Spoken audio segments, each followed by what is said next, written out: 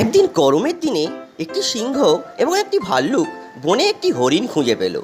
উভয় এটি খেতে চেয়েছিল। সিংহ গর্জন করে বলল, আমি এটা প্রথম দেখেছি।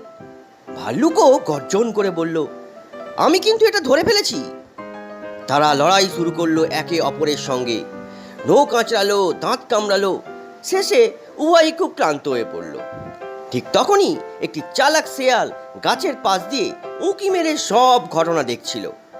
হরিণটিকে একা পড়ে থাকতে দেখে শিয়ালটি দ্রুত এটাকে টেনে নিয়ে চলে গেল।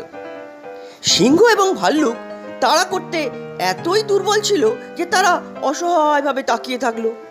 শিয়াল হেসে বলল, তোমরা দুজন যখন লড়াই করছিলে তখন আমি পুরস্কার পেয়েছি। এর নীতি কথা হচ্ছে, নিজেদের মধ্যে কখনো ঝগড়া করতে নেই, তাহলে বাইরের লোকে সুযোগ নিতে পারে। এইরকম ভিডিও আরো দেখতে হলে অবশ্যই চ্যানেলটাকে সাবস্ক্রাইব করে দিও এবং পাশে থাকা বেল নোটিফিকেশনটাকে অন করে দিও। বাই বন্ধুরা।